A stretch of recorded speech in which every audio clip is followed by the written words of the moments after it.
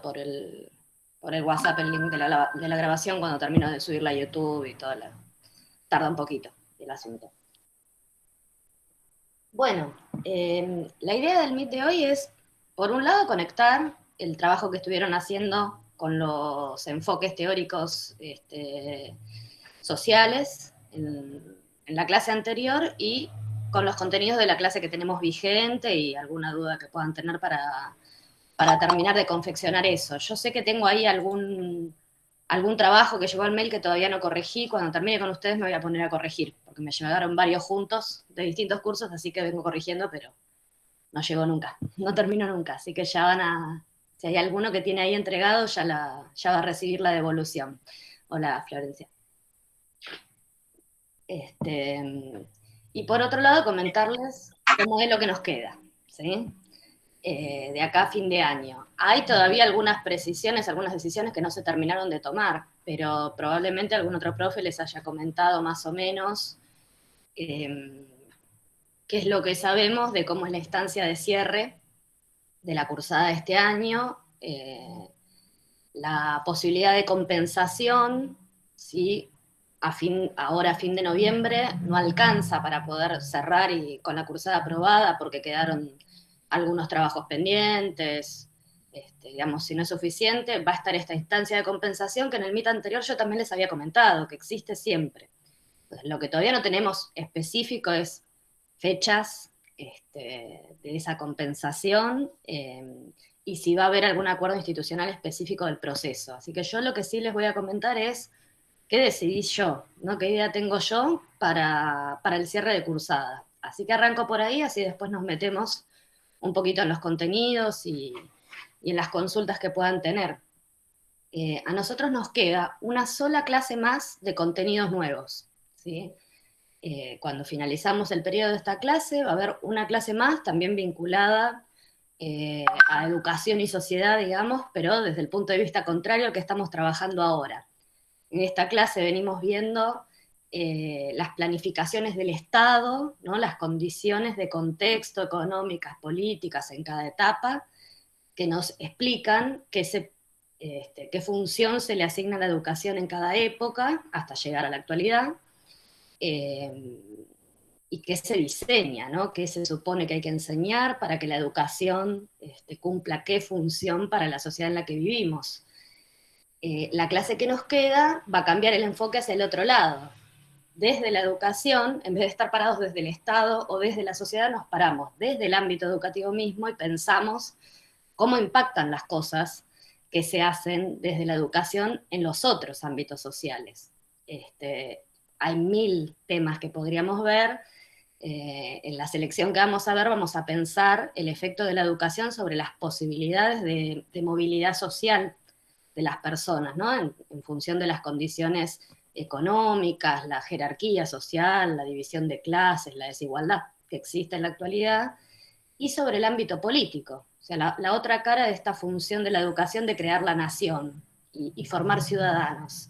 Bueno, realmente, ¿qué lugar hay en la escuela? ¿Qué se enseña? ¿Qué experiencias genera la escuela hoy para formar ciudadanos capaces de ser partícipes activos? ¿No? Si compartimos un diagnóstico en el que hay desigualdad de varios tipos en la sociedad y que se espera mucho de la escuela y de la educación para que actúe sobre eso, bueno, en la última clase lo que vamos a ver es puntualizar en esos temas para ver en qué está aportando o cuánto aporta la educación para que realmente exista la posibilidad, desde el punto de vista de cada uno de nosotros sujetos, de tener experiencias y conocimientos que nos permitan proyectar nuestra propia vida desde lo social, desde lo económico, ¿no? Desde la futura inserción para, ganarnos la vida y también desde nuestras posibilidades de incidir en el sistema político, ¿no? Porque la solución a cualquier problema de los que queramos pensar, desigualdad cultural, discriminación, desigualdad de género, desigualdad de ingresos, cualquier solución a esos problemas se da o no se da en el sistema político. Entonces es crucial qué hace la escuela para formarnos a todos con las capacidades suficientes para entender el mundo en el que vivimos, entender los debates y las tensiones de la democracia y por lo tanto ser partícipes, ¿no? Ser capaces de transmitir esas demandas, o si queremos ser nosotros los que seamos representantes dentro del sistema político. Todos deberíamos salir de la escuela preparados para eso, tanto para ser representantes como para saber elegir representantes, saber transformar nuestra realidad y nuestros problemas en demandas específicas para que el sistema político las atienda, ¿no? Y genere políticas que las solucionen. Así que vamos a enfocar en esos dos temas. Ahí terminamos los contenidos nuevos y todo el resto, que vamos a hacer un pequeño trabajo de reflexión por el foro, nada más para esa clase. Y todo el resto del tiempo que nos queda va a ser para trabajar sobre un integrador final, llamémoslo, que en realidad para la cursada es una actividad más, ¿no? Que hay que cumplir, hay 6 clases y por lo tanto 6 actividades que hay que haber podido desarrollar para poder terminar la cursada en noviembre. Si alguien no llega con alguna de esas, va a tener la posibilidad de terminar de cerrarla, no sabemos hasta cuándo, si es en marzo, mediados de marzo o hasta fin de marzo, eso es lo que no sabemos bien todavía, pero va a haber esa instancia donde puedan volver a consultar para poder terminar lo que les haya faltado y completar lo que faltó. Sí, en mi caso la compensación la entiendo así, es completar lo que no se pudo completar, no agregar una nueva actividad que recorra todo, nada por el estilo. Este último trabajo integrador que les cuento, le decimos integrador porque igual va a atravesar todos los contenidos para que ese trabajo, además de una actividad más de cursada, sea el insumo que sirva para cuando den el final, para acreditar la materia.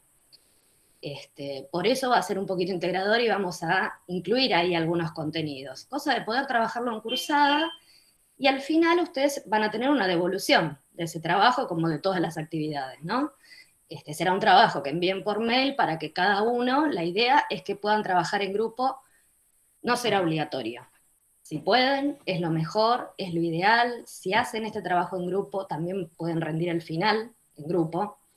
Si no pueden, lo hacen solos, no hay problema, no es que el trabajo es gigantesco para hacerlo solo, ni mucho menos, pero el trabajo en equipo lo que hace, les da tranquilidad a ustedes, de tener con quién hablar, que alguien revise lo que uno piensa, a ver si es claro, a ver si se entiende, o sea, siempre sale más enriquecido.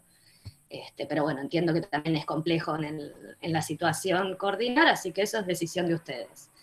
El asunto es que al final de cursada, con la devolución que yo les haga de ese trabajo, ustedes ahí van a tener la orientación de lo que tendrían que hacer en el final. Puede que el trabajo haya quedado perfecto así como lo entregaron, que no haya observaciones, y entonces el final consistirá en ampliar un tema de elección, sería como la defensa de ese trabajo, elegir algo que quieran explayar un poco más. Y si tienen alguna devolución porque con observaciones porque alguna parte no quedó muy clara, usaron un concepto que no está del todo bien definido, por ejemplo, algo por el estilo, bueno, esa devolución es la que les indica qué es lo que falta agregar para el final, qué es lo que hay que defender, ampliar, corregir para dar el final. ¿Sí? Entonces la idea es que al final de la cursada todo el mundo sepa, sea que terminen este trabajo ahora, o sea que lo terminen en el periodo de compensación en marzo, y ahí se cierre la cursada, el final de cursada lo tienen con este trabajo y la orientación sobre qué tienen que hacer para cuando quieran rendir el final. Por supuesto, todavía no sabemos bien las condiciones en que se van a dar las mesas de final, ni de diciembre ni de marzo todavía. Lo único que sabemos es que va a haber un solo llamado, en lugar de 2 como hay siempre, porque como llega el doble de tiempo, no entran 2 llamados, es simple, es un tema material. Y yo me imagino que así como nos pasó en las mesas durante todo este año, qué modalidad podamos usar los profesores para dar ese final, si podría ser una entrega de algo escrita, si puede ser por Meet, si pueden ser las dos cosas, va a depender del momento en que nosotros tengamos la información y sepamos cuántas mesas tenemos el mismo día, cuántas vocalías y cuántos alumnos inscriptos. Porque hacer Meet es lo que más tiempo lleva. Entonces, hacer Meet depende de que, bueno, en la inscripción se hayan repartido bien, no se nos superpongan mesas y entonces nos da el tiempo. Si no, va a haber que usar algún modo asincrónico para hacer ese final, que sea por escrito, cosa que en mi caso no me preocupa mucho con esta modalidad, porque ustedes para el final ya van a tener todo el material y ya saben lo que tienen que hacer. Entonces la posibilidad es que esa defensa la hagan oral o la hagan escrita, o sea, que agreguen como un anexo en ese trabajo donde amplían o corrigen lo que faltó. Eso se los voy a poder decir ya con cierta información que hoy todavía ni tenemos. Pero sí van a saber de qué se trata y qué tienen que preparar. ¿Sí? La idea es cerrar la cursada ya orientados para el momento que den ese final, que por supuesto aparte es algo que tienen un periodo para darlo extenso, así que tampoco es un problema de correr para dar el final ahora, eso es organización que ustedes van a tener que hacer. Yo no sé si preguntándole a los compañeros del centro de estudiantes, o sea, y yo les recomendaría que hablen con todos los docentes que tienen, porque organizarse para ese periodo de final es importante, ¿no? Por ejemplo, tener en claro qué materias tienen correlativas en segundo, y entonces si ven que tienen que distribuirse, dar algunos finales ahora, otro en marzo, otros dejarlos para más adelante, saber qué materias después pueden ser necesarias para poder terminar de cerrar la calificación de la que sigue, es un dato para pensar qué materia rendir primero, cuál dejar para después. O sea, eso de obligarse a dar todo en diciembre, en superior no existe. Normalmente no funciona. Hay que hacer una distribución, ¿sí? Porque hay materias que tendrán que hacer cosas, muchas cosas, para dar el final, otras que será solo repasar lo que vieron, entonces por ahí conviene darlas rápido porque está todo fresco. Entonces son muchos datos a tener en cuenta, así que seguramente hablando con cada profesor y pidiendo orientación también a los chicos del centro sería bueno para que ustedes también tomen esa decisión. Hay tiempo para preparar, y esperamos también aparte que como mucho a mediados del año que viene ya tengamos la posibilidad de tener instancias presenciales, entonces eso también es algo que tienen que tener en cuenta y por ahí elegir cerrar algunas materias ahora y otras rendirlas cuando ya podemos estar en el instituto. Varias cosas, obvio que eso es re especulativo. Marzo seguro que es virtual, pero se supone que julio ya realmente podría ser por lo menos la instancia de mesas presencial, porque las mesas nos permiten esto de dosificar cuánta gente entra, tenemos inscripción previa, entonces pensando en cómo se va a organizar el día que se vuelva a las aulas, la instancia de final es una de las más apropiadas para hacer ese regreso, ¿no? Porque ahí sabemos que podemos tener registro de cuántas personas van a venir a cada aula, todo ese control, no sé si estuvieron viendo algo de los protocolos que dan vueltas sobre cómo va a ser el regreso presencial, es complejísimo. Hay que dosificar la cantidad de gente por vez que está en el mismo aula, así que yo me imagino la situación de que la vuelta puede ser para el turno de mesas de mitad de año, del año que viene, justamente porque las mesas se prestan mucho más fácil que las clases mismas para hacer esa organización. Así que bueno, eso es hasta donde sé y las decisiones que sí yo tomé y les puedo comunicar del cierre de estas cursadas. Sobre esto, ¿alguna pregunta? ¿Alguien tiene alguna duda que quiera consultar antes de pasar a los contenidos? Nada. No, por mi parte quedó claro. Bueno, sobre los contenidos, ¿no? Que por eso era la idea de hacer el Meet ahora para que quede enganchada una clase con otra de lo que empezamos a ver a la vuelta en el segundo cuatrimestre, digamos. Bueno, los cuadros estuvieron bien, algunos tuvieron que completar, ordenar alguna cosa de los cuadros de la Real Clase 4. Y por ahí lo más interesante no es repasar lo que ustedes ya pusieron en el cuadro, sino ver por qué es importante tener ese enfoque general primero para pensar la educación en la sociedad, en esta clase vigente y la que viene. De hecho, si empezaron a leer, vieron que ya hay uno de estos autores clásicos al principio nomás del texto de Tenti que he citado, que es Durkheim.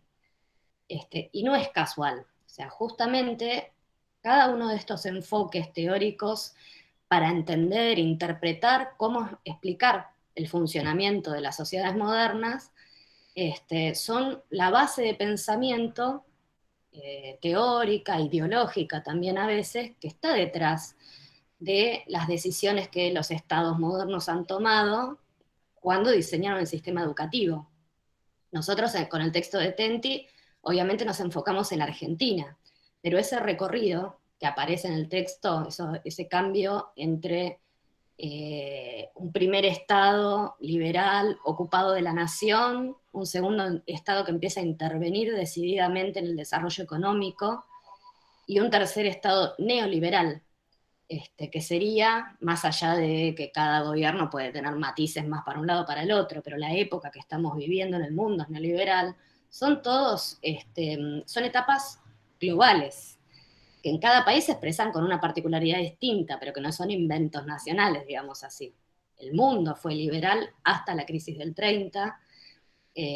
Para salir de esa crisis modificó sus ideas económicas y sus políticas económicas, según la idea de Keynes, que fue un economista inglés que participó de la discusión en ese momento de cómo reactivar el sistema capitalista a nivel global. Eh, entonces han sido todos procesos globales. Y esta última crisis y la salida neoliberal, lo mismo. El neoliberalismo, de hecho, no es un invento argentino ni latinoamericano. Las ideas neoliberales vienen de la Universidad de Chicago de Estados Unidos y se expandieron primero en Estados Unidos y en Inglaterra, o sea, en el primer mundo, digamos así, y después fueron llegando a la periferia, al tercer mundo, al mundo en desarrollo, como lo queramos llamar, que es el lugar al que pertenecemos los países latinoamericanos. Esos enfoques teóricos que vimos al principio, entonces, están detrás de las preocupaciones y los objetivos que fueron cambiando en cada una de esas etapas. ¿Por qué Durkheim aparece primero? Aparece citado por Tenti cuando describe al principio del texto de esta última clase cómo es el sistema educativo moderno y qué función general viene a cumplir, ¿no? Si lo pensamos históricamente, el proceso de aparición de todos los estados modernos en el mundo fue el mismo. Había, desde la Edad Media, desde la forma social anterior que fue el feudalismo, múltiples centros de poder. La Iglesia era una institución que tenía poder sobre la ciudadanía, sobre la política, determinaba, digamos, la legitimidad de los reyes. Por ejemplo, la Iglesia, el sistema político era ese, monárquico, había reyes y súbditos, y económicamente había señores feudales que se apropiaban de las grandes extensiones de tierra en Europa, y la población vivía, trabajaba, digamos, las tierras para ese señor, y otra parte de las tierras, que eran tierras comunales, para su propio sustento. Imaginémonos lo que fue el periodo de transición. Esa era la vida, estamos hablando del occidente nada más, ¿no? Esa era la vida para las mayorías, y de eso hubo todo un proceso político que centralizó el poder en una sola mano, ya no repartido entre señores, reyes, iglesia, sino que aparece esta institución que es el Estado, que reclama ser la única autoridad que la población que está dentro de su territorio tiene que obedecer como instancia final. Entonces, para lograr eso, como el sentido común nos indicaría, lo primero que tuvo que ocurrir es que esa institución pudiera centralizar la fuerza, que tuviera un ejército más poderoso que los ejércitos de las cruzadas de la Iglesia Católica o los ejércitos de cada señor feudal, que los tenía. En Argentina, cada caudillo de una región tenía su propio ejército, y tuvimos desde 1810 a 1880 el enfrentamiento de unitarios y federales, de la Confederación Argentina con Buenos Aires. O sea, no estaba claro quién mandaba. Cada uno tenía su ejército y nadie aceptaba ningún mandato central. Esa historia la pasaron todos los estados, hasta que una sola instancia consigue tener más fuerza que las otras para imponerse. Ese es el paso uno. Ahora, solo por la fuerza, solo por el miedo a que la capacidad de fuerza de esa institución nos avasalle, nunca alcanzó para que toda la población de un territorio estuviera dispuesta a obedecer pacíficamente, a acatar las órdenes, a hacer lo que se espera de ella. Por eso el segundo paso, también en todos los estados del mundo, una vez que pudo centralizar la fuerza, fue desarrollar los sistemas educativos, así como los conocemos hoy, como instancias totalizadoras, burocráticas, gigantescas, ¿no? Un aparato gigantesco para llegar a toda la población. Eso fue inmediato, porque la escuela podía brindar el acompañamiento de esa fuerza, que es el consenso. ¿No? Aparte de que la población sepa que si no obedece puede ser reprimida con el poder de ese Estado, mucho más conveniente y algo que nos va a permitir desarrollar el proyecto que vinieron a cumplir estos estados es que la población aprenda, interiorice, comparta la pertenencia, la legitimidad de este Estado, los valores, la nación, y todo eso es lo que el sistema educativo podía generar. Y de ahí esto que dice Tenti de cuando caracteriza el sistema.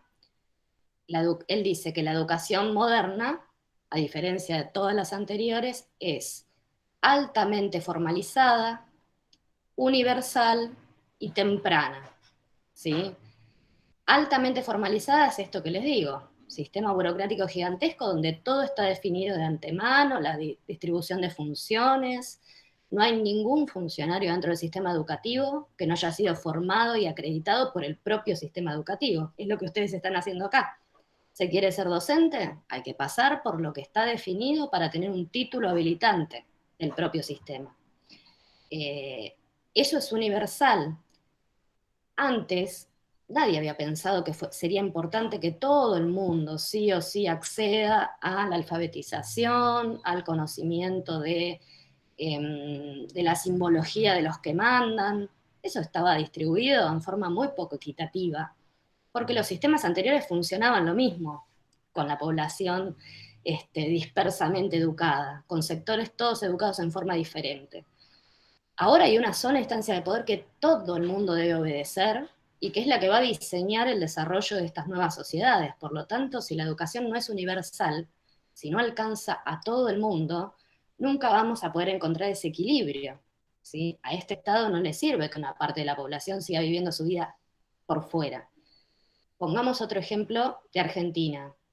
Cuando se constituye el Estado, todavía hay grandes partes del territorio que estas autoridades nuevas no exploraron.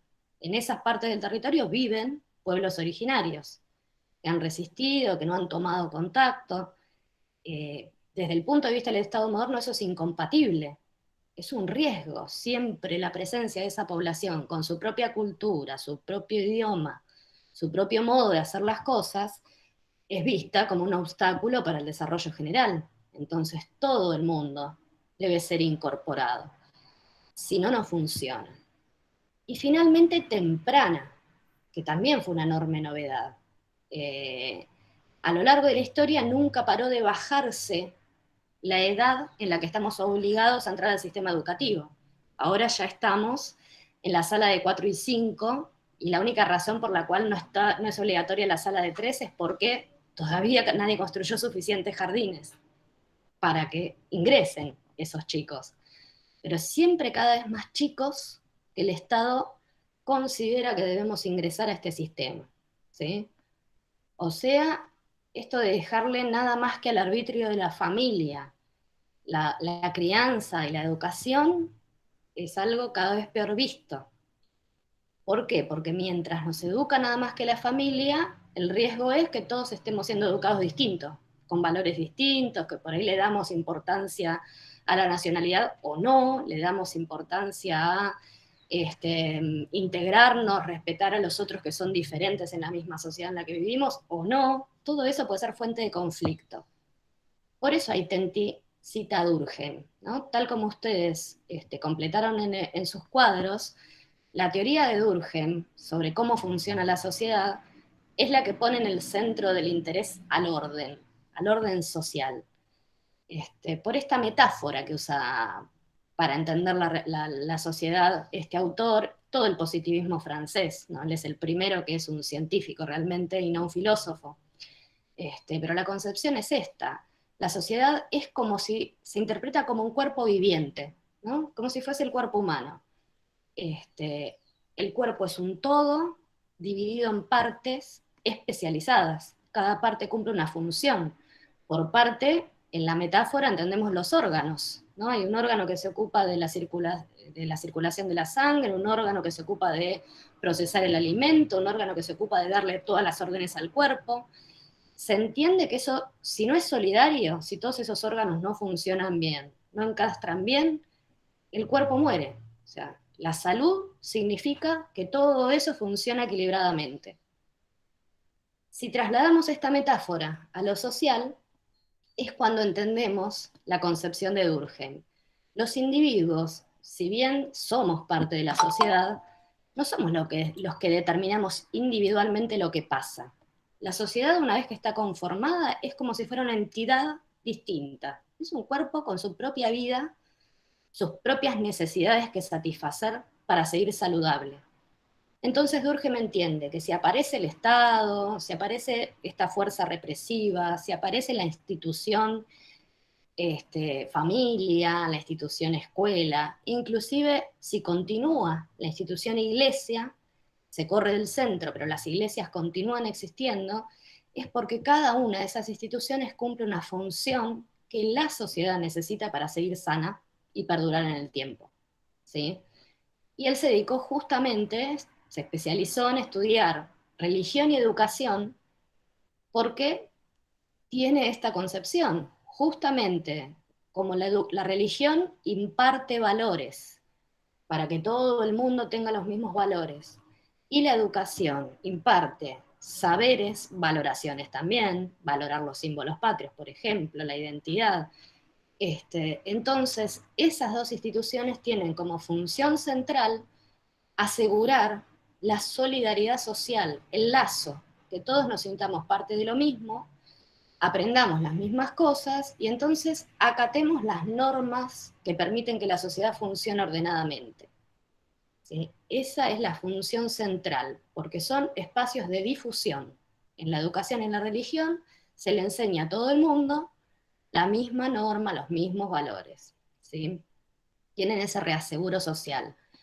Por eso la consigna que para trabajar en el foro sobre esa primera parte, ¿no? Y sobre la primera etapa, aparece les cito, digamos, esta frase de Durkheim que trae Tenti, que es la afirmación de Durkheim de que no se puede permitir a cada escuela, que sería lo mismo que decir a cada persona, a cada familia, que eduque como quiere, que eduque en forma antisocial. La escuela educa en beneficio de la salud de la sociedad. ¿Qué pasaría si ninguna institución no estuviera el Estado regulando que no se esté formando en cada lugar con una idea opuesta al orden social en la que vivimos? Si formamos a cada uno para que decida si tiene ganas de respetar las leyes o no, si va a respetar la Constitución o no, si va a ser un ciudadano que respete la democracia o va a ser autoritario. ¿Qué pasaría si cada uno tuviera libre elección de educar segmentos de la población como se le ocurra y no acorde al orden que está establecido? Durkheim entiende que todos somos parte de la sociedad y el orden que hay es el orden que entre todos estamos construyendo, ¿no? No como algo que no es una dictadura que nos tenemos que aguantar. Entonces, teóricamente todos tenemos que estar acordes y a todos nos beneficia el orden que existe. Entonces, pasa a ser una cosa seria que haya un mecanismo de control para que todo se forme de la misma manera. Pudieron pensar, todavía no hicieron las intervenciones, eso me fijé, pero pudieron pensar el vínculo, por ejemplo, la relación entre esta idea del peligro para la salud de la sociedad, de que cada uno eduque como quiera, por ejemplo, con el caso de la educación sexual integral. La ley existe, el Estado la impone, debería garantizarla, sabemos que falta mucho recorrido para que realmente esa ley se cumpla en todas sus dimensiones, La pregunta sería, ¿por qué hoy por hoy sería algo que pone en riesgo la integración y la salud de la sociedad, que sigamos dejando en manos de cada casa qué quiere enseñar sobre educación sexual, qué no, si va a hablar del tema, si no va a hablar, porque la sociedad como tal estaría en riesgo si no empezamos a homogeneizar un poco, ¿no? Hacer llegar a todos lados ciertos saberes y ciertas interpretaciones sobre los géneros, la sexualidad, las violencias, las relaciones sanas, ¿no? Las múltiples cosas que se enseñan bajo eh, ese concepto de educación sexual integral. ¿Por qué sería un riesgo? No enseñar más o menos en la línea que se propone actualmente. ¿Qué se les ocurre?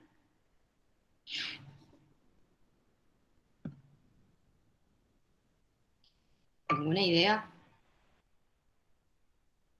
¿Qué es lo que nos está pasando hoy? Que es noticia muchas veces, varias cosas, no hay un solo ejemplo, sino varios. Y que es noticia y cuando se habla del tema se insiste sobre hasta que no respetemos, no hagamos respetar la ley de educación sexual integral, esto va a seguir pasando. ¿Qué ejemplos se nos ocurren? ¿Sobre los abortos clandestinos? Por ejemplo, por ejemplo, hay todo un trabajo en la ley de educación sexual integral que implica hacer dueño a cada sujeto, hacer llegar la información para que cada sujeto después pueda ser dueño de sus decisiones, que tiene que ver, por ejemplo, con la prevención de embarazos adolescentes, con el conocimiento de los mecanismos de prevención de embarazo, naturalmente, de anticoncepción. Y vamos a poner este ejemplo, ¿no?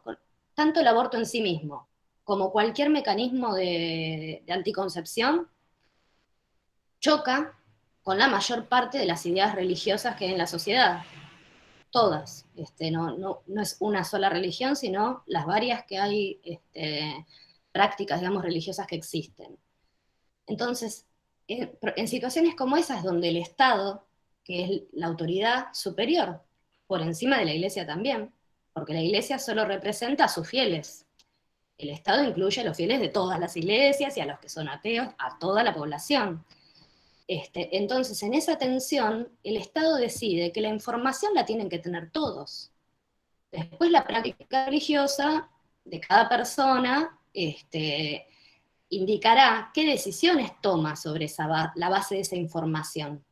Lo que el Estado decidió, digamos, no permitir más es que los abortos clandestinos, la alta tasa de fallecimiento de mujeres por los abortos clandestinos, o el acceso a la información y a los métodos de anticoncepción, no sean una elección libre. Eso lo tienen que tener todos. Después, eh, cada uno decide acorde a sus propios valores, que no son solo valores religiosos, bien, también hay otras fuentes de valores individuales.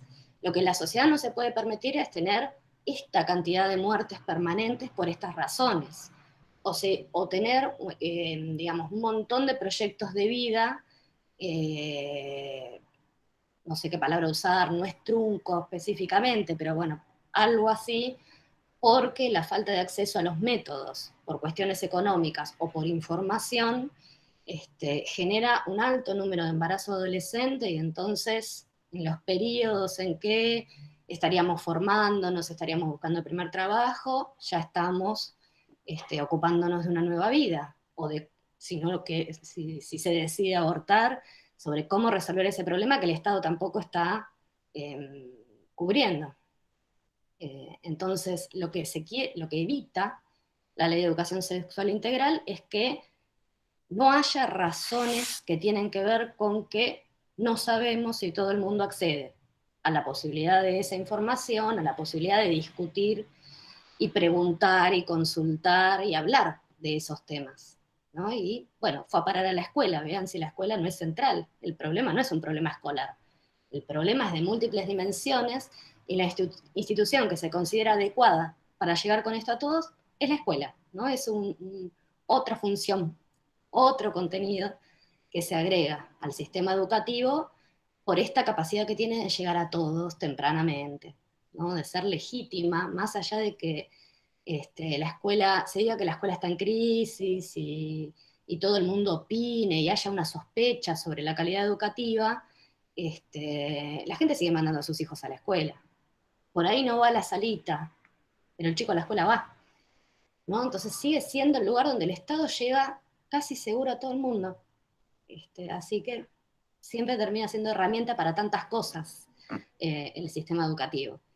En ese sentido aparece la idea de Durkheim. Y obviamente, cuando vamos al periodo en que el Estado recién aparece y todo está por hacerse, hay que desarrollar la sociedad, hay que desarrollar una actividad económica, preparar a la gente para que trabaje en esta nueva forma, ya no dispersa en el campo con sus herramientas, sino más bien urbanizada, en las nuevas fábricas. Y bueno, evidentemente, la teoría de Durkheim es la más acorde con los problemas de esa etapa, ¿no? Por eso aparece detrás del diseño de los sistemas educativos. ¿Qué buscamos? Orden. ¿Para qué necesitamos ese orden? Para poder afianzar al Estado como sistema de gobierno, digamos, ¿no? De sistema político nuevo para las sociedades, y a partir de ahí tener el desarrollo económico para integrar cada país al nuevo sistema de producción capitalista que desde el principio es mundial, que esa fue otra diferencia con el periodo anterior.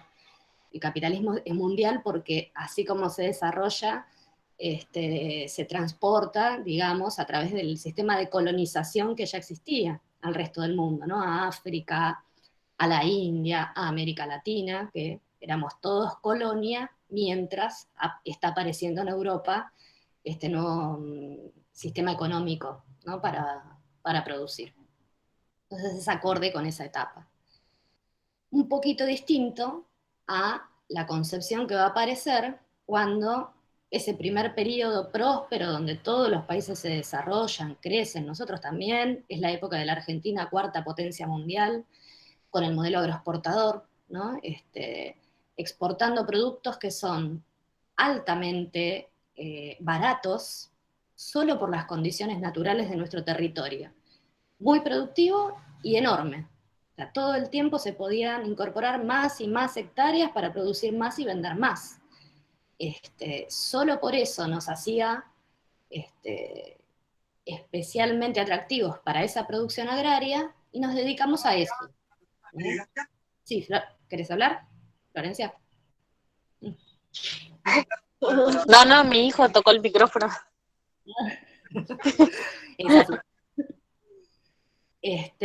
Bueno, nos dedicamos solo a eso y durante todo ese periodo los bienes que se necesitan, vestimenta, utensilios, todas las manufacturas necesarias, las importamos de Inglaterra especialmente, o sea, de los países que nos compraban los granos y la carne. Nosotros solo vendíamos, producíamos alimento para nosotros y para vender, y toda manufactura fue importada.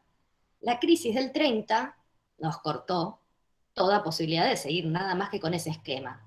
Se cayeron los precios de esos únicos productos que nosotros exportábamos, los países entraron todos en crisis, así que tampoco estaban en capacidad de seguir comprando, y se dedicaron a su propia reconstrucción. En el medio tenemos las guerras mundiales que destrozaron 2 veces a toda Europa también.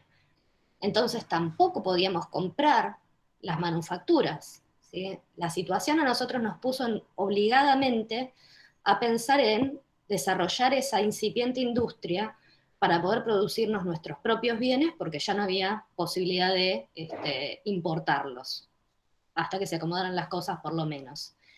Y el mundo entero tuvo la misma idea, ¿no? La salida de la crisis del 30 fue con un nuevo modelo que lo que dijo es, o lo que interpretó, es que esa crisis global económica que se expresó en la caída de la bolsa de Nueva York, pero que eso, ¿por qué se da ahí? Porque ahí cotizaban todas las grandes industrias del mundo. Y las acciones pierden valor porque las empresas realmente se quebraron. ¿Y por qué se quebraron? Porque producían, no paraba de haber adelantos tecnológicos también para producir cada vez más, pero las condiciones reales de vida de las mayorías no generaba un mercado para esos productos. La mayoría trabajaba, pero ganaba tan poco que no podía ir a comprar esas mismas cosas que producía. ¿Sí? Se empezaron a producir autos, pero había un 10% de la población del mundo que tenía ingresos suficientes para comprar esos autos. Entonces lo que pasó, lo que técnicamente se llama crisis de sobreproducción. Producimos mucho más de lo que realmente se podía vender. Y la manera de salir de esa crisis que se propuso entonces fue incentivar la demanda. ¿Qué hay que hacer? Y elevar los salarios. Que la gente empiece a ganar suficiente como para empezar a consumir todo eso que somos capaces de producir.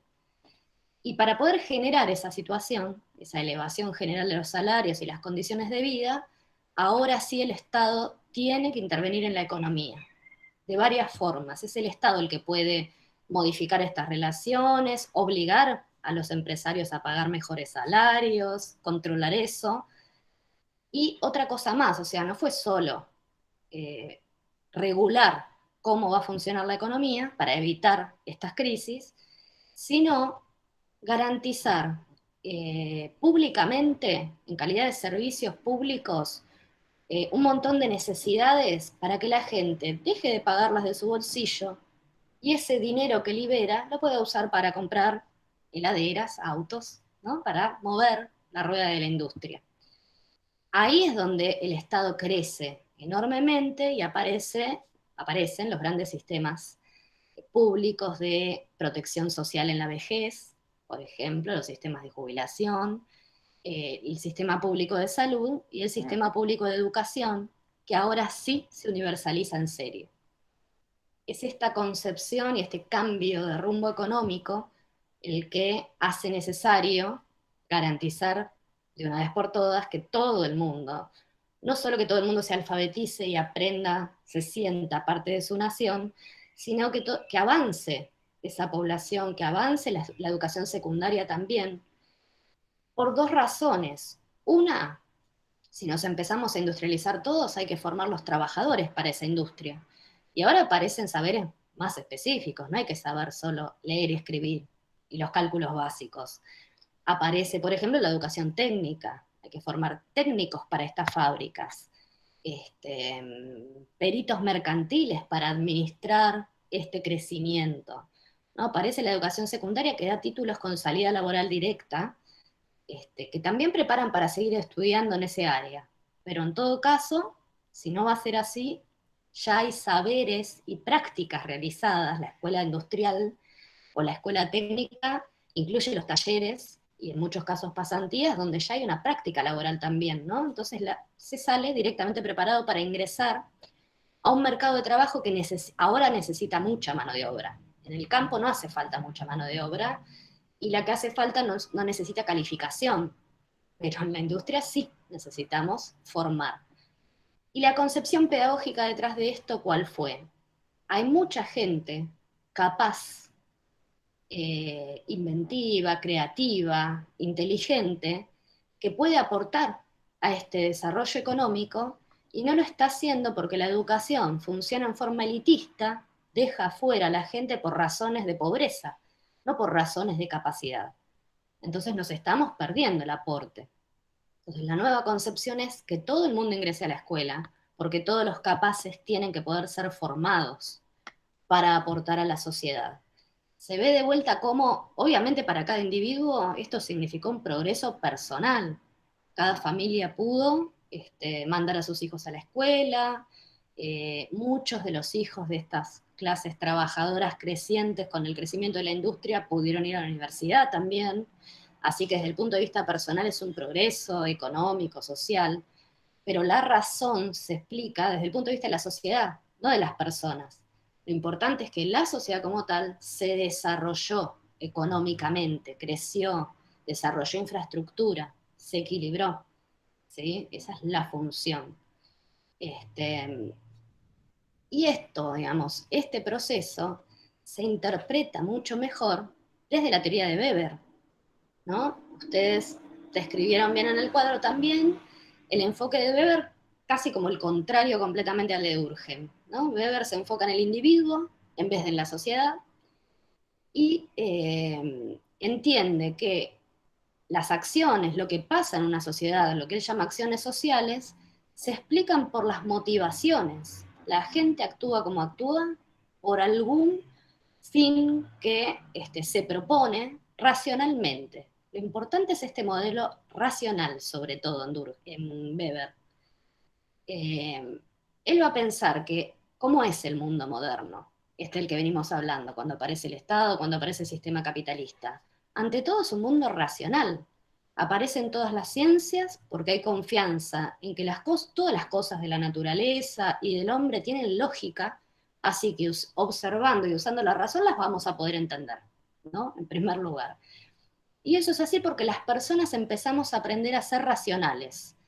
Si antes eran más bien las tradiciones, lo afectivo, las emociones, lo que dictaban las cosas, por ejemplo, la creencia en Dios durante toda la Edad Media, ahora la creencia en Dios existe, pero para el ámbito privado. Para el orden social somos todos racionales. ¿Qué hacemos cuando salimos a relacionarnos para lo que sea? Para ir a comprar algo, para estudiar, para trabajar. Pensamos racionalmente según la situación que tenemos, qué objetivos nos podemos trazar y alcanzar, qué medios realmente tenemos nosotros, contamos disponibles para alcanzar ese objetivo. Y así funciona todo. El capitalista moderno no es un apostador que pone un montón de plata en un negocio a ver si sale. Es un calculador, ¿no? Que sabe, corre un riesgo, pero lo calcula ese riesgo, ¿sí? Y prueba. El trabajador hace lo mismo. Pensemos en un contexto de crisis como el que estamos ahora. Todos somos conscientes del riesgo que significa renunciar hoy a un trabajo si lo tenemos, por ejemplo. El riesgo hoy de estar mucho tiempo para encontrar otro trabajo es muchísimo mayor que en momentos de auge. Entonces, así entiende el funcionamiento social Weber. Todos usamos la racionalidad para entender lo que pasa y tomar decisiones acordes a lo que pasa, ¿no? En nuestras acciones. Entonces, esta segunda etapa del sistema educativo parece interpretarse muy bien desde esa teoría. Cada sujeto empieza a tener interés en continuar los estudios adentro del sistema educativo porque entiende que después, con esos títulos que obtenga, va a ubicarse mejor, digamos, va a tener mejores posibilidades de encontrar trabajo, de encontrar trabajos de mejores ingresos, de progresar. ¿Y por qué? Porque en ese momento era racional pensar que el sistema estaba creciendo, ampliando, que cada vez había más fuentes de trabajo, más posibilidades de progreso. Entonces aparece esta decisión racional. Y hay una decisión racional por experiencia en la vida de las personas, que es decidir qué vamos a hacer. Por ejemplo, ahora sería cuando terminamos el secundario. ¿Por qué? Porque teóricamente la educación es obligatoria hasta el secundario. Está terminando hace rato solo el 50% de secundario, es algo que está pendiente también. Pero supongamos, eso es así porque el Estado hay algo que tiene que hacer, que se obligó a sí mismo por ley y no está haciendo para asegurar que eso sea así. Ahora, terminado el secundario, es el momento clave de la decisión racional de nuestras vidas. ¿Qué hacemos? ¿Salimos al mercado laboral o seguimos estudiando? Si tenemos las condiciones, por supuesto. ¿Y cuál sería esa decisión racional? Si voy a trabajar hoy, empiezo a tener ingresos ahora, ¿no? A acumular ingresos, a poder resolver, no sé, planes, necesidades, casa propia, lo que sea con esos ingresos. Si en vez de ocupar tiempo en trabajar, lo aplazo o trabajo pocas horas para dedicarme a estudiar, lo hago porque entiendo que con ese título que voy a obtener dentro de unos años, voy a estar en mejores condiciones y voy a recuperar todo esto que estoy perdiendo. ¿Sí? Esa es la interpretación. El cálculo es totalmente racional. ¿Conviene o no conviene? ¿Qué pierdo y qué gano? Eso es pensar racionalmente, hasta con racionalidad económica. ¿Cuál es el menor costo posible que puedo pagar para obtener el fin? ¿No? Esa sería la estructura de razonamiento general para llevar adelante con cierto éxito nuestras vidas en un sistema que Weber entiende que está funcionando así. Y bueno, efectivamente ese razonamiento parecía calzar muy bien durante todo lo que duró ese periodo, porque todo esto era cierto, el Estado se hacía cada vez más cargo de los servicios y los servicios eran buenos y valorables, ¿no? Es de esta época que heredamos, eh, no sé, por ejemplo, esta situación de que a pesar del desfinanciamiento y de las crisis, la UBA siempre está en las mejores posiciones mundiales como institución formadora y de investigación. Seguimos teniendo gente que puede, que pelea por los premios Nobel en las ciencias. Seguimos, ¿cómo se explica eso? Y bueno, son las herencias de este periodo de enorme expansión, ¿no? Donde efectivamente la gente se proponía un proyecto de vida y el sistema educativo les daba las herramientas para realizarlo. Y a su vez la sociedad obtenía lo que necesitaba de estas conductas de las personas, que era su aporte para desarrollar todo el sistema económico, la infraestructura, incorporarse, digamos, al sistema capitalista mundial en mejor posición, ¿no? Durante mucho tiempo pensamos, varios países latinoamericanos, que íbamos a alcanzar ese desarrollo similar al centro del mundo, especialmente México, Brasil y Argentina, que nos industrializamos muy fuerte, pero nunca llegamos hasta ahí. Este modelo que funcionó en el mundo, desarrollando, ¿no? Impactando de esta manera, encontró su límite en la década del 70, porque a pesar de toda esta intervención estatal y demás, volvió a haber una crisis de sobreproducción. Pero esta vez, ¿cuál fue la sobreproducción? El petróleo, ¿no? El Medio Oriente, que hasta el día de hoy siguen sin saber cuántos millones de barriles de petróleo pueden seguir vendiendo, aunque sepamos que el petróleo se va a acabar, pero todavía hay suficiente. Llegó un momento que el precio del petróleo, habiendo tanto petróleo para vender, empezó a caer. Y a su vez esos países habían acumulado enorme cantidad de dólares, porque es la moneda la que se compra y se vende en el mundo, por el petróleo que le vendía a todos los países desarrollados. Porque toda esta industria de la que hablamos funciona con ese petróleo como energía. Entonces, esos países, para evitar su quiebra absoluta, salieron a prestar esos dólares, que se los llamó petrodólares, justamente, originados en el petróleo. Y ahí empieza la historia que conocemos hoy en Latinoamérica y, bueno, otros países del mundo, pero toda Latinoamérica. ¿Quiénes tomaron esos dólares prestados? Nuestros estados, ¿no? Es el momento en que la deuda externa es tan gigantesca que se empieza a convertir en un problema crónico que tenemos hasta el día de hoy. Esos dólares que se prestan con condiciones, ¿no? Modificar la estructura económica, las actividades económicas, porque el que te los presta se quiere asegurar de que vos los devuelvas y te impone condiciones porque es tu acreedor. Entonces, ¿qué pasó con la economía del mundo, pero especialmente primero en estos países que entramos en crisis por tomar estos préstamos? La economía se transformó de dos maneras, principalmente. Primero, empezó a tener mucho más presencia el capital financiero que el productivo. Ahí aparecieron todos los bancos, las casas de cambio, ¿no? Gigantescas, porque comprar y vender acciones en la bolsa, comprar y vender moneda, cambiar dólares por pesos, comprar y vender bonos de deuda, que empezaron a circular por todos los mercados del mundo en esta época, generaba enormes ganancias especulativas sin correr el riesgo que implica invertir en producir algo, ¿no? Vos tenés que invertir, esperar un tiempo para recuperar la inversión, esperar que la economía de ese país vaya bien para que se venda tu producción. Todo ese riesgo se evita comprando y vendiendo en un solo día una cantidad de dólares, por ejemplo. ¿Y cuál es el problema cuando lo financiero toma preeminencia? Lo financiero está ahí, esa plata nunca se realiza en ninguna parte, no da trabajo, no paga impuestos, no redunda en el desarrollo de la sociedad. El único que gana es ese que tiene dinero suficiente para hacer ese negocio.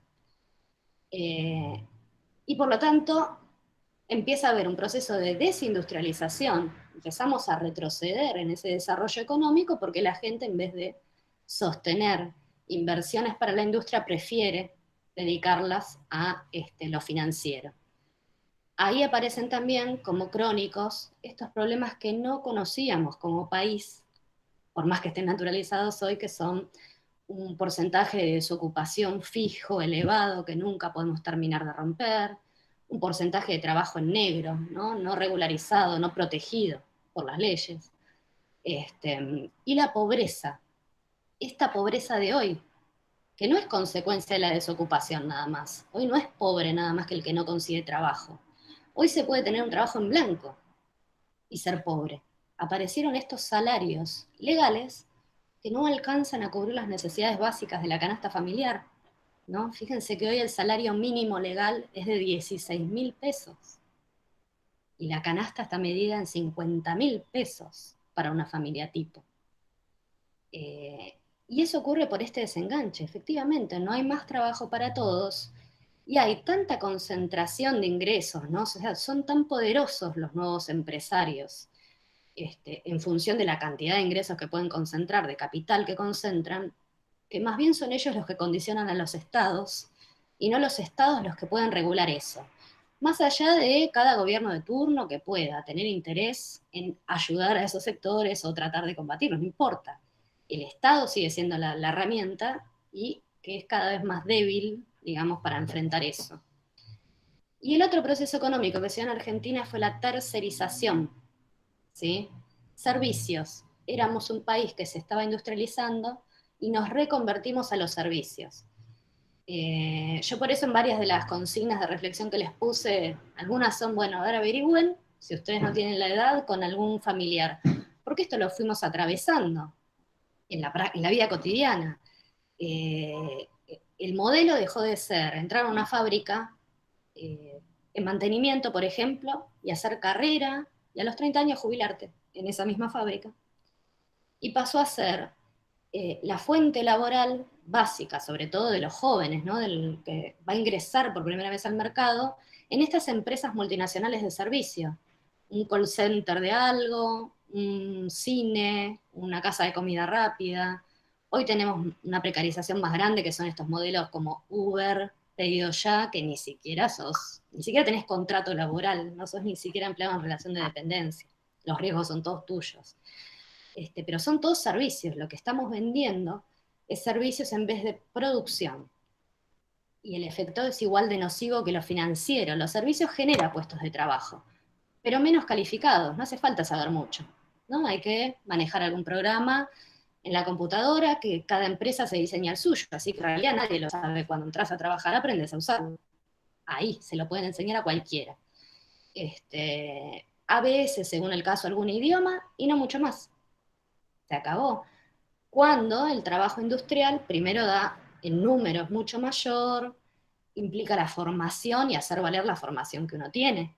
Hace falta un tornero que sepa hacer el trabajo de tornero. No es lo mismo que un call center. Al call center, el que está hace 3 años puede ser reemplazado por uno que recién empieza porque en un par de semanas ya está en condiciones de cumplir con su trabajo. Entonces aparece esta trayectoria actual que nos toca, ¿no? Que en general, en el ámbito privado por lo menos, una persona a lo largo de los 30 años que debería trabajar para llegar a su jubilación, va a cambiar de trabajo enorme cantidad de veces, va a pasar de un trabajo a otro, a veces entre trabajos que no tienen nada que ver. No es que va a seguir una línea, se va a especializar en algo, va a ir saltando. No va a poder aportar de corrido, ¿no? Un problema que tenemos hoy también es ese. Trabajo en blanco constante es imposible, así que cuando llega la edad de jubilación, generalmente nos falta hacer una cantidad de aportes para acceder a esa jubilación. Aparece toda esta, digamos, dispersión laboral para la mayoría. Las mayorías que son las que trabajan. Todo esto pasa entonces con un Estado que no interviene en los intereses en el mercado, en estos intercambios privados. Ese Estado se achicó y ahora lo relacionamos directo con la educación. El Estado achicado, ¿qué significa? Un Estado que privatiza un montón de empresas, servicios y funciones que antes cumplía él eran públicas. La diferencia con la educación y la salud respecto a lo demás es que no se privatizó todo, ¿no? El Estado era dueño de la energía, bueno, privatizó directamente la energía, ahora está en manos de DESUR, de DENOR, de empresas privadas, cada una monopólica en su territorio.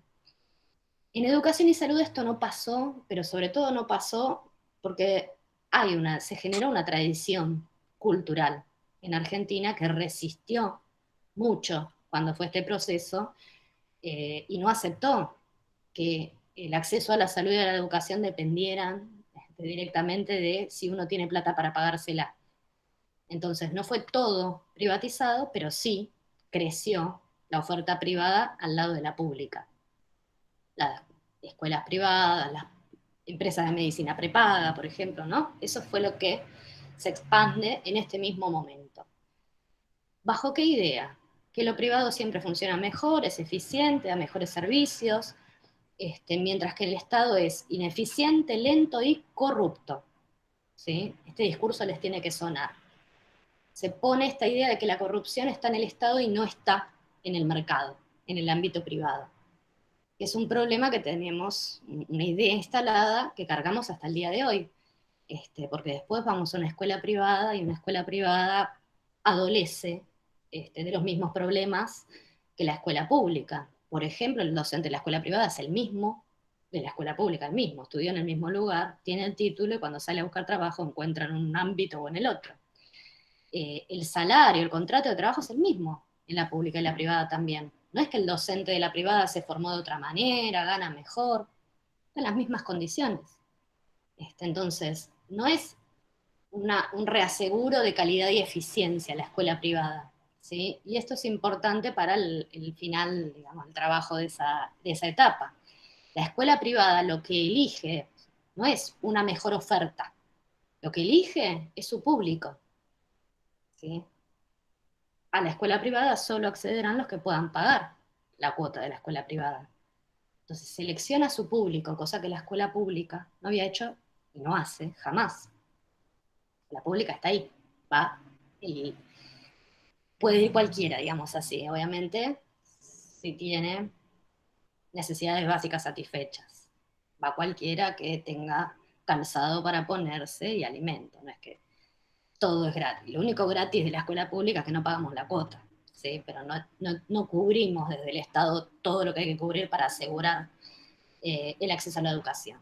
Ahora sí aparece esta distinción, ¿no? Empezamos a perder, digamos, la diversidad social de las aulas, un sector, depende de los lugares del país, pero en Capital y en ambas es donde más se dio, un sector de la población pasa a la educación privada, se retira de la pública, y esto se suma a un Estado que quiere achicarse, así que empieza a invertir cada vez menos en sostener la educación y la salud pública. Así que desde ese punto de vista se ve afectada la calidad, no por las capacidades de las personas, insisto, de los docentes, que son los mismos de la escuela privada, sino por la falta de recursos que son necesarios para asegurar la educación. Ustedes están en una carrera, por ejemplo, que nos da uno de los mejores ejemplos. No es lo mismo tener un laboratorio que no tenerlo para enseñar biología, química, no es lo mismo. Esos recursos, la escuela pública los pierde, los tiene que pelear, los trata de tapar con la cooperadora, ¿no? Aparecen estas problemáticas y estas desigualdades. Y última característica, para achicar a este Estado, desde el punto de vista educativo y salud pública, se descentraliza. Esto es esencial. Hoy será natural, pero desde Sarmiento hasta hoy, el sistema educativo era nacional. O sea, el Ministerio Nacional, el Ministro Nacional de Educación tenía todas las escuelas a su cargo. A mediados de los 90, antes inclusive de la ley educativa de ese momento, se transfieren todas las escuelas de nación a provincia y las que eran provinciales a los municipios. Esa transferencia lo que transfiere es hacerse cargo, regular contenidos, definir en la región. El argumento fue que cada región es distinta y necesita cosas distintas, que era mejor que este debate sea regional, pero lo que no se transfirió fue el financiamiento. no se le transfirió a las provincias el porcentaje de PBI que el Estado Nacional invertía para sostener esas escuelas. Entonces, de ahí tenemos las consecuencias que vemos hoy en el sistema, ¿no? Hay provincias más ricas y más pobres. En este momento, bueno, todos los trabajadores tenemos depreciado nuestro salario. Pero, por ejemplo, pasan cosas como que en Chubut hace 4 meses que los docentes no cobran el sueldo. Mal que mal, en la provincia de Buenos Aires cobramos menos de lo que creemos que deberíamos, pero estamos cobrando, Capital también. Chubut no están cobrando.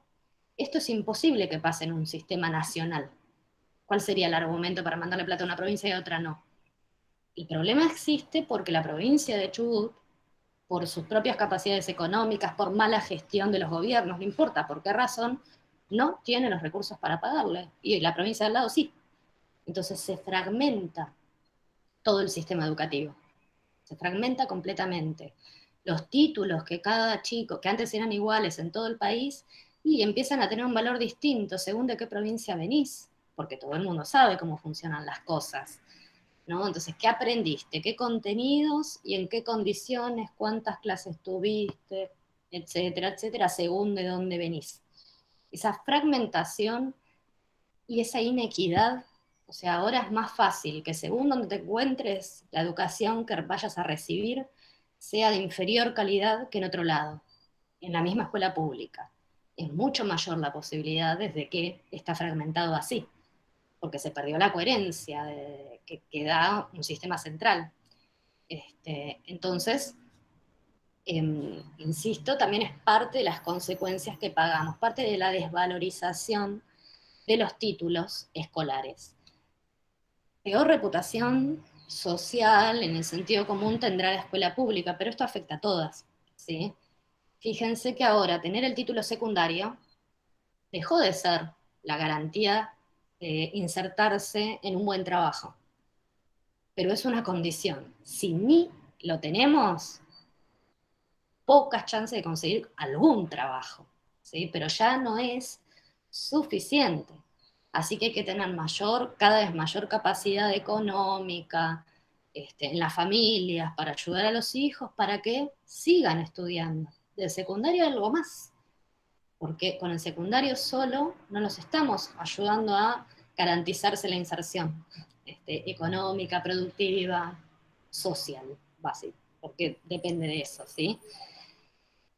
La teoría marxista, que fue el enfoque que nos quedó sin hablar hasta ahora, en realidad es una teoría crítica.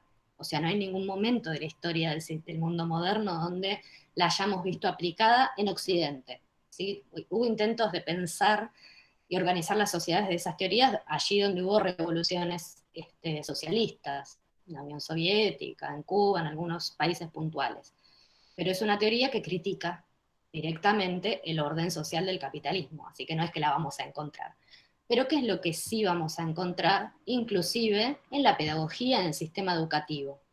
Un montón de concepciones apoyadas en la forma en que Marx explicó la sociedad capitalista para generar pedagogías críticas, para ser más capaces de observar problemáticas sociales e intervenir en ellas. Entonces, no es que vamos a ver un Estado o un sistema educativo orientado con esas ideas, pero podemos decir que mucho de lo que hoy hablamos de diversidad, de inclusión, de respeto positivo por las diferencias y de la necesidad de intervenir en las desigualdades sociales, son ideas que provienen de ese enfoque teórico, ¿sí? Justamente de no aceptar el orden tal como es. Queremos un orden, pero ese orden debería ser igualitario, debería incluirlos a todos y no nada más que una parte. Y se piensa que la educación tiene algo que hacer también ahí, ¿no? Para aportar a esa igualdad, a construir esa igualdad o a minimizar las desigualdades sociales. Así que ahí juega el marxismo y sobre todo en esta etapa neoliberal, el marxismo no, sino sus derivados. Porque ha sido tan grande el proceso de fragmentación, de empobrecimiento, de desocupación, que quedaron como muy a la vista las falencias, digamos, del sistema en el que vivimos, ¿no? Surgió la idea de que si no ajustamos algunas cosas, vamos a tener cada vez más exclusión social. Y eso no solo es un problema moral con aquellos que quedan excluidos, ¿no? Sino que dificulta la existencia misma de la sociedad. ¿Cómo nos imaginamos una sociedad donde del 100%, el 40% no va a poder terminar la escuela, nunca va a tener un trabajo en blanco, nunca va a poder trascender las paredes del barrio en el que vive, porque es rechazado en cualquier otra parte? ¿Cómo puede funcionar? ¿Podemos llamar sociedad a algo que funciona así? Donde cada vez mayor porcentaje de sus miembros en realidad no es parte de la vida y del desarrollo de todo lo demás, ¿no? Ese sería el problema que hoy tenemos muy a la vista. Inclusive la pandemia lo dejó todavía más patente. Resulta que tener una computadora no era tener un chiche, todos tenemos derecho a tener jueguitos en la computadora. Es que todos necesitamos la computadora porque es el acceso a la alfabetización de hoy, ¿no? Para cualquier trabajo, para formarse, para acceder a la información. Entonces esas cosas, ¿no?, van quedando patentes. ¿Qué decía Marx? Básicamente, el enfoque crítico de Marx en la educación. El problema será que la escuela será dirigida por la clase dominante en el aspecto económico. Entonces, va a transmitir a través de la educación ideas que no pongan nunca en riesgo esa posición dominante que tienen. No estarían interesados en formar ciudadanos críticos. Eso dice el enfoque básico de Marx. ¿Qué dicen las pedagogías críticas inspiradas en Marx hoy? Bueno, que igualmente dentro de la escuela estamos nosotros, los docentes, y que el Estado representa distintas pujas. Entonces, hay momentos en que las leyes, los diseños curriculares que dicen qué contenidos enseñar, por ejemplo, dicen que hay que formar ciudadanos autónomos, críticos, que puedan comprender el mundo, que hay que formar para la democracia, lo dice. Entonces nosotros, sujetos docentes adentro del sistema, tenemos esa protección, digamos, legal de esas normas para enseñar en ese sentido, para buscar maneras de incluir, para no, digamos, ser reproductores de las cosas tal como son, sino de agregar algún elemento que permita la transformación social hacia una sociedad donde todo el mundo tenga lugar, ¿no? Y eso es política educativa, no es política, es política educativa.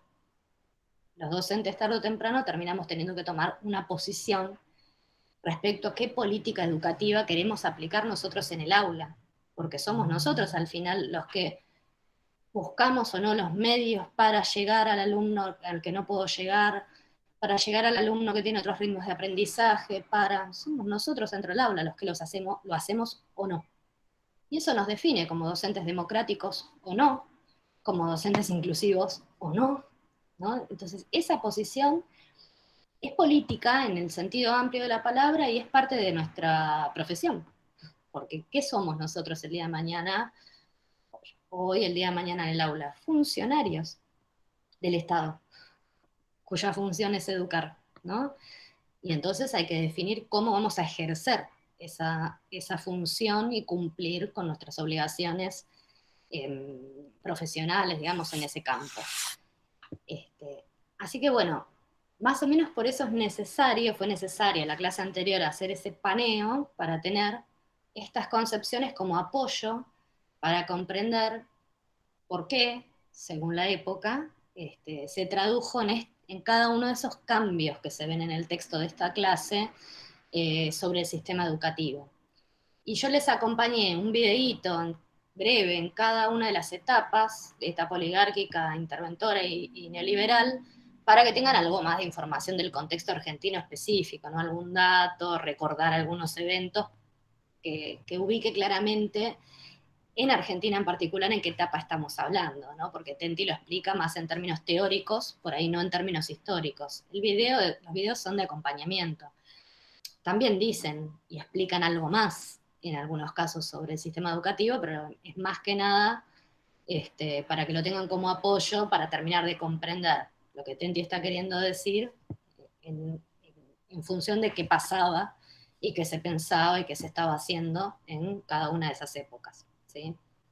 Este, bueno, como paneo creo que yo no tengo nada más para decir. ¿Alguna consulta, alguna duda de cualquiera de esos dos contenidos o de las consignas que están haciendo, que hay que terminar de resolver ahora, tanto del foro como el cuadro que tienen que enviar? ¿Entienden bien qué es lo que deberían llenar en cada categoría de ese cuadro? De los tipos de Estado y de educación, digamos. ¿Pudieran mirarlo, chicos? Sí, profe, por mi parte entendí, creo que entendí. Después Bien, a lo sumo me da una corrección, pero ya lo tengo encaminado el cuadro, todavía no lo envié. buenísimo. Sepan que obviamente puede pasar que en cada sección del texto, ¿no? Inclusive en los videos, se encuentren para un tipo de Estado, por ejemplo, mucha más información sobre la concepción pedagógica que para otro. Así que si les pasa que algo queda más completo que otra cosa, podría estar perfectamente bien así. Si no encuentran algún dato, no lo interpretan, bueno, hay cosas que las dice más por encima en algunas secciones, entonces no pasa nada, ustedes completen todo lo que tienen claro y comprenden bien, y en ese ida y vuelta, en la devolución que yo les doy, lo terminamos de afinar, porque es mucha información a organizar de diversos tipos. Perdón, a mí lo único que se me ocurre aclarar, por las dudas, es que bueno, la primera categoría, el modelo, es simplemente reflejar esto, qué es el modelo oligárquico y agroexportador, cómo se dio en Argentina, qué implica económicamente el Estado interventor, qué hace ese Estado y cómo funciona la economía. En esa etapa, lo mismo en la neoliberal. Y en la segunda categoría aparece esto de cómo se interpreta la crisis o la falencia del sistema anterior. Lidia, ¿querés? Sí, yo le iba a consultar eso, sobre si la idea era poner el concepto nada más o era como profundizar en qué era lo que pasaba en esa situación. Es sobre todo la interpretación de las cosas, no hace falta poner datos puntuales como aparecen en los videos. Por eso aparece en esa segunda categoría en el estado oligárquico griseado. Ahí no hay nada para decir, porque esa es la primera etapa, no surge de una crisis anterior. Pero tanto el modelo interventor como el neoliberal aparecen porque el modelo anterior dejó de funcionar. Entonces, en ese segmento, lo que se pide al principio de cada una de las secciones, Tenti explica esto mismo. ¿Qué pasó? ¿Cuál fue la crisis? ¿Y cómo se explicaron en esa etapa, en el mundo, la crisis? ¿Por qué caímos en crisis? Y entonces propusieron como solución el nuevo modelo, ¿sí? ¿Qué era lo que falló? Por ejemplo, en la primera etapa dijimos, hubo una sobreproducción, se produjo y nadie podía comprar. Es una interpretación. Hay algunos datos más que este que estoy diciendo, pero esa es una explicación de por qué ya no podía seguir funcionando el mundo como funcionó en los 30. Y hubo que cambiar por otra cosa. Claro, yo creí que a mí me había parecido mal, porque inclusive me aparece el pedazo ese en gris y me sale encimada las letras.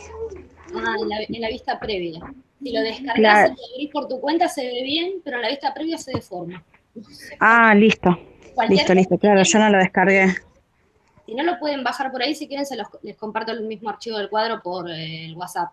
Y lo bajan desde el WhatsApp. No sé cómo lo bajan. Ay, genial, profe, sí, porque ya digo, no me aparece así y tengo miedo que después me siga apareciendo de la misma forma, porque me aparece el concepto que usted quiere, pero sobre encima de las letras. O sea, el tercer nivel, el tercer parte del cuadro, yo no logro verlo.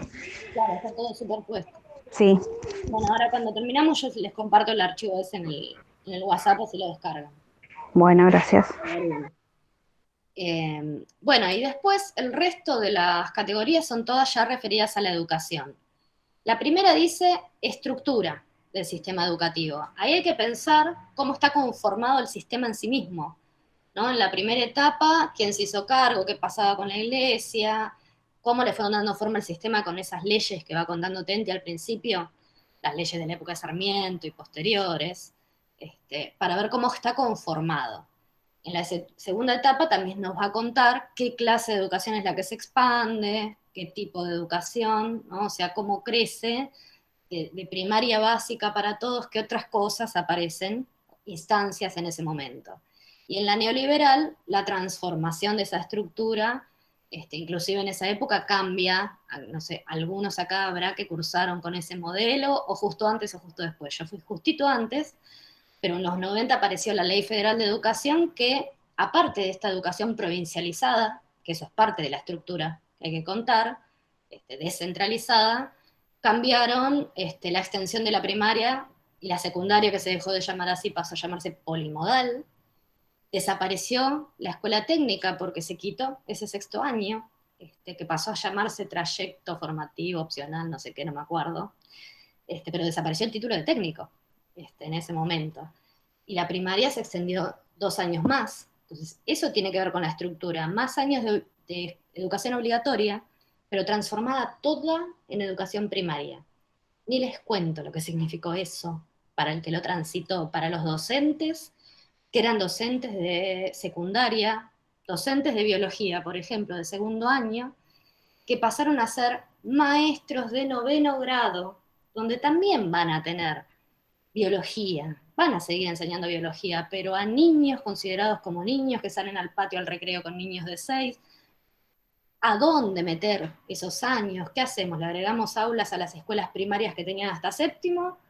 ¿O separamos en el edificio de la secundaria lo que antes era primero y segundo y ahora pasó a ser? No, fue una situación tremenda para aquel que le tocó la transición. A mí me tocó, estaba en segundo año cuando se descentralizó. Entonces, por ejemplo, ¿qué consecuencia tuve yo? Primero, haber empezado en la escuela normal y de golpe estar yendo a la escuela media 20, ¿no? Que sería lo simbólico. Pero en segundo lugar, por ejemplo, a mí me pasó que en primero, segundo y tercer año vi los mismos contenidos en historia, los mismos.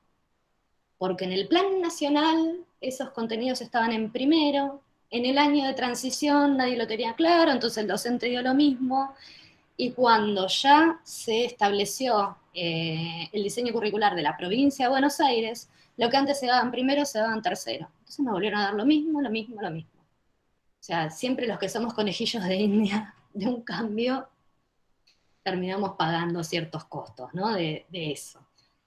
Pero es un ejemplo de cómo de golpe se desordena todo y las consecuencias que tiene desordenar, ¿no? Ser conservador no está bien porque si las cosas no se transforman, no acompañan a la realidad, pero eh, que estallen las cosas y veamos todos qué hacemos en el medio del estallido, nunca tampoco genera consecuencias positivas, ¿no? La idea sería transiciones ordenadas, y no fue lo que pasó en ese momento, ¿no? De ninguna manera. Y bueno, después cambiamos de vuelta a la ley nacional del 2007, que es la que nos rige hoy, que fue un poquitito más paulatina, Hubo algunas capacitaciones, hubo otro acompañamiento para volver a reconstruir un secundario más largo, modificar inclusive muchas carreras de formación docente. Hubo un poquito, digamos, más de acompañamiento, pero todavía hay cosas que todavía se están acomodando y ya van 13 años, ¿no? De la nueva ley. Imagínense que decimos que la ESI tiene 10 y no se aplica del todo o muy poquito, así que eso es así, en un sistema tan grande y burocrático todo cambio es difícil, lento, o impacta y desordena y es lento volver a ordenarse, ¿no? Eso es lo que tenemos hasta hoy. Bueno, y para cerrar, las otras 2 instancias ya tienen que ver con qué se enseña, o sea, primero cómo quedó la estructura. La segunda categoría sobre educación es qué se enseñó entonces, para qué. Qué nuevo contenido o con qué nueva orientación para aportar a el tipo de desarrollo socioeconómico de esa etapa. Y el último, que es la concepción pedagógica, tiene que ver con lo que va contando Tenti de cómo se veía al estudiante, digamos, ¿no? El sujeto, al alumno que viene a la escuela, como alguien capaz o no, como alguien diverso, como alguien a homogeneizar, ¿no? ¿Qué concepción había del sujeto ese al que hay que enseñarle y de cómo se le enseña, ¿no? De cuál es la manera de enseñar esa función social, memorística, repetitiva, ordenada, práctica, más que teórica. Esas son ideas que también han ido cambiando. Hay que homogeneizar o hay que respetar la diversidad, ¿no? En cada etapa hay algunas de estas características para entender no solo qué se mandaba a enseñar, sino qué pensaba, con qué concepción, con qué prácticas se enseñaba adentro de cada aula para cumplir ese mandato de la función social, ¿sí? Si tienen alguna duda de lo que van uno y otro, bueno, completen tal como lo entienden y cualquier cosa en la devolución lo terminamos de ordenar, ¿sí? Pues eso puede pasar. Pero bueno, por lo menos para que tengan la orientación de qué significa cada una de esas categorías, ¿sí? Bueno, ¿alguna consulta? ¿Alguna duda? ¿Nada? Bueno, No, profe. Hola, perfecto. profe. Por ahora No, no. Sí, Carla. no, yo le quería decir que, bueno, ahora que escuché su explicación me di cuenta que, bueno, quizás interpreté de otra forma las categorías y, bueno, así que espero la corrección. Yo ya lo entregué igual, así que, No hay bueno, problema. profe. El mejor camino para terminar de ordenarlo es eso, cuando ustedes envían, y entonces ahí yo también sé qué decirles. Yo siempre les digo lo mismo. Esta ida y vuelta de los mails, entonces me mandan, yo les devuelvo, si tienen que corregir algo agregan, me lo vuelven a entregar, es lo que nos está reemplazando la clase, ¿no? En la clase hubiéramos presentado el tema, hubiéramos trabajado sobre el tema y en el mismo, antes de volver a casa, todo el mundo se llevaba la conversación, el debate, la corrección. Bueno, ahora hay que hacerlo de esta manera. Se extiende en el tiempo y hay que escribirlo y no podemos siempre depender nada más que de hablarlo. Pero no es un problema que manden algo que hay que completar o que hay que corregir. Es esperable que así sea. Y no que nada más que de la lectura salga un trabajo perfecto. En el interín lo que falta es el intercambio, y el intercambio cuando pido estas cosas es esa devolución. Así que no se hagan problemas. Ahí Bueno, queda, gracias, profe. de nada. Bueno, entonces ahora cuando termino con ustedes les comparto el archivo el cuadro de la actividad para todos los que no lo pueden ver bien de ahí desde el aula, y cuando esté procesado y subido en YouTube este Meet, la grabación, se las comparto por ahí también, así la ven los compañeros que ahora no pudieron estar.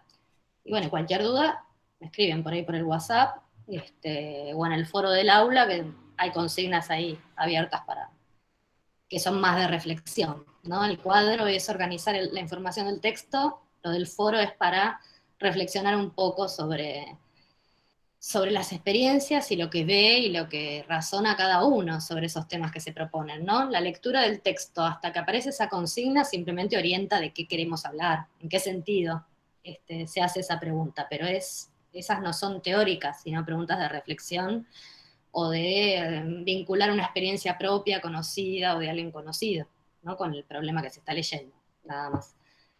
Así que bueno, te espero por esos lados. Bueno, profe, Bueno, muchas gracias. Bueno, profe. nos vemos en el próximo Meet, que ya será para explicar bien la consigna de ese trabajo final y ponernos con eso. ¿Sí? Supongo que cuando terminemos estas clases 6, que es lo que nos falta. ¿Sí? Ok, genial. Bueno, gracias. Bueno, profe, chao. Gracias.